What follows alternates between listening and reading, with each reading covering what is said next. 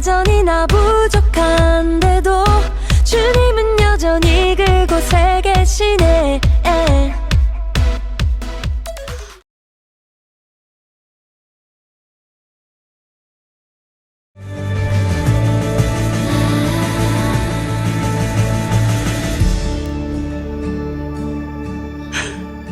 나를 둘러싼 모든 것들이 완벽했다.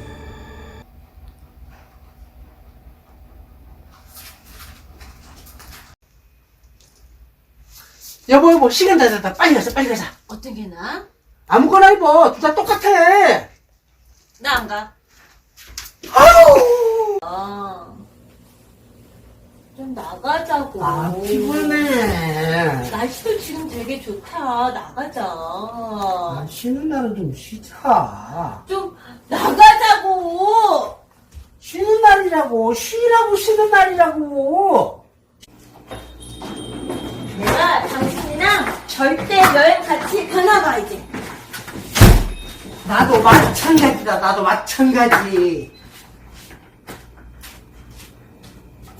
함께 살면 좋기만 할 줄 알았는데 한 집에 사는 게 이렇게 힘든 줄 정말 몰랐어요.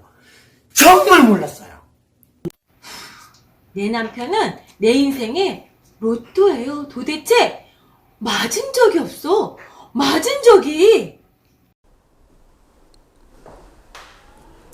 두 분 연기 너무 잘하시죠? 장 집사님 집에서 진짜 다큐멘터리를 찍는 줄 알았습니다. 조욱 집사님 가정에 이어서 마지막 영상에 출연해 주셔서 감사드립니다. 모큐멘터리 마지막 인터뷰 장면과 창세기 2장에서의 아담과 하와의 모습은 원래는 같은 내용이어야지 맞습니다.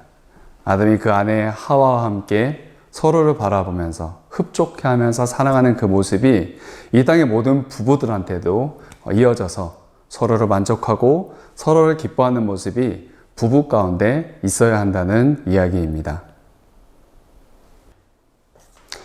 하지만 아담과 하와의 범죄로 말미암아 현실의 부부의 모습은 서로를 만족하기는 어렵고 서로를 탓하고 원망하면서 서로의 다름 때문에 원망해버리는 부부가 되어버렸습니다.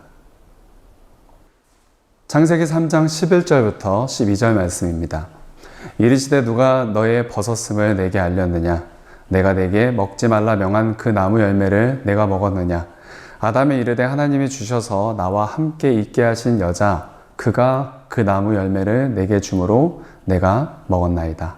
아멘. 물론 그렇다고 해서 결혼을 후회하시거나 결혼을 필요 없다고 말씀하시는 분은 없으실 것입니다. 때로는 부부가 서로 너무 밉지만 그래도 부부만큼 서로 사랑할 수 있고 서로에게 의지가 되는 관계는 없기 때문입니다. 그렇다면 죄로 인해서 타락한 인간 부부들은 어떻게 하나님께서 기뻐하시는 부부로 회복되어질 수가 있을까요? 성경은 초대교회의 브리스길라와 아굴라 부부를 모범적인 신앙의 부부로서 제시하는 경우가 많이 있습니다. 정확하게 말하자면 하나님께서 그들을 신앙의 부부로 만들어 주셨습니다. 성경을 보면 이 부부가 한 번도 따로 언급된 적이 없습니다. 항상 함께 모든 것이 등장하게 됩니다. 이 둘은 한 마음으로 교회를 위하여 헌신했던 신앙의 부부였습니다. 어떤 분은 이렇게 말씀하실 것입니다.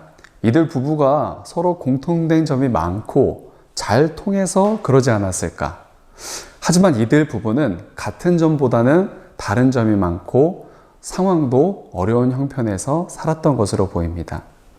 로마의 박해를 피해서 고린도로 이주한 이들 부부는 당시 장막을 짓는 고된 직업을 가지고 있었던 부부입니다. 두꺼운 가죽을 손질해야 되고 그것을 바느질해야 되는 그런 어려운 일들이 바로 이 장막 짓는 일이었습니다. 더군다나 이 둘은 서로 다른 환경에서 태어난 사람입니다. 남편은 유대인으로서 구약에 익숙한 자였고 아내는 로마 귀족 출신의 나중에서야 주님을 영접하게 된 그런 자였습니다. 서로 맞는 부분보다 맞지 않는 부분이 많았을 것이죠. 그러나 이 둘은 일을 할 때에도 같이 할 뿐 아니라 전도자의 사역도 함께하는 아름다운 모습을 성경 가운데서 계속 보여주고 있습니다. 어떻게 그것이 가능했을까요? 성경에 그 내용까지 적혀 있진 않지만 이들 부부가 싸우지도 않고 서로 사랑만 했던 부부일 수는 없을 것입니다. 죄가 있는 인간은 그런 것이 불가능하죠. 하지만 이들 부부가 한 마음의 부부가 될 수 있었던 이유를 우리는 성경 말씀 가운데서 찾아볼 수 있습니다. 사도행전 18장에 보면 1절부터 3절, 26절에 이런 내용이 있습니다. 그 후에 바울이 아덴을 떠나 고린도에 이르러 아굴라라는 본도에서 난 유대인 한 사람을 만나니 글라우디오가 모든 유대인들을 명하여 로마에서 떠나라 한 고로 그가 그 안에 브리스길라와 함께 이달리아로부터 새로 온지라. 바울이 그들에게 가매 생업이 같으므로 함께 살며 일을 하니 그 생업은 천막을 만드는 것이더라. 26절입니다. 아볼로에게 그들이 가르치는, 그 부부가 가르치는 내용입니다. 아볼로가 회당에서 담대히 말하기 시작하거늘 브리스길라와 아굴라가 듣고 데려다가 하나님의 도를 더 정확하게 풀어 이르더라. 아멘. 이유를 찾으셨나요? 바울이 고린도에 갔지만 연고지가 없었던 바울은 자신과 같은 일을 하는 브리스길라와 아굴라를 만나서 그들과 함께 일하게 됩니다. 아마도 바울이 그 둘이 먼저 터를 잡고 일하고 있는 곳에 취직을 했었을 수도 있습니다. 그 가운데 바울은 그들에게 복음을 전했습니다. 이 부부는 바울로부터 함께 복음을 듣고 함께 은혜를 받고 함께 하나님의 말씀에 순종하는 부부가 됩니다. 단순히 예수 그리스도를 믿는 부부에게서 더 나아가서 전도자로서의 사명을 함께 받는 부부 사역자가 되는 것이 바로 사도행전의 이야기입니다. 즉, 이들 부부는 하나님 앞에서 함께 복음을 듣고 함께 순종하는 자였다는 것을 의미합니다. 교회는 청년들에게 권면하기를 반드시 믿음의 사람과 결혼하라 라고 가르칩니다. 물론 그 이유는 여러 가지가 있지만 중요한 이유 중 하나는 그 둘이 교회에 속해서 한 복음을 듣고 그 교회의 가르침에 따라서 자신을 순종시킬 것이기 때문입니다. 하나님께서 말씀으로 교회 가운데 그 둘을 가르쳐서 하나 되게 하시는 그 과정이 그 부부에게 있기 때문입니다.